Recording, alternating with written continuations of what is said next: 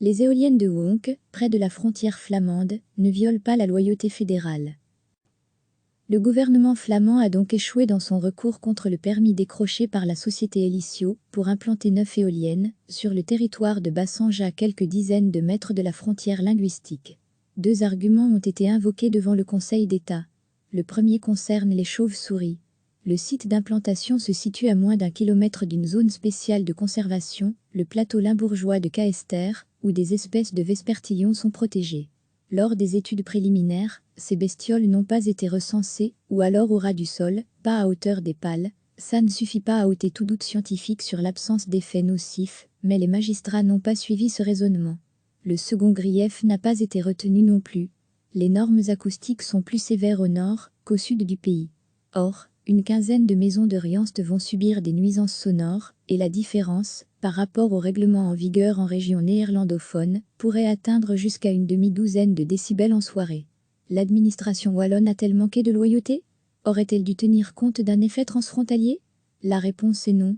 Selon la Constitution, chacun des régions doit appliquer ses décrets et rien que ses décrets. Le début des travaux ne devrait plus tarder. Recevez chaque matin l'essentiel de l'actualité. Le gouvernement flamand a donc échoué dans son recours contre le permis décroché par la société Elisio pour implanter 9 éoliennes sur le territoire de Bassange à quelques dizaines de mètres de la frontière linguistique. 2 arguments ont été invoqués devant le Conseil d'État. Le premier concerne les chauves-souris. Le site d'implantation se situe à moins d'1 kilomètre d'une zone spéciale de conservation, le plateau limbourgeois de Caester, où des espèces de vespertillons sont protégées. Lors des études préliminaires, ces bestioles n'ont pas été recensées, ou alors au ras du sol, pas à hauteur des pales. Ça ne suffit pas à ôter tout doute scientifique sur l'absence d'effets nocifs, mais les magistrats n'ont pas suivi ce raisonnement.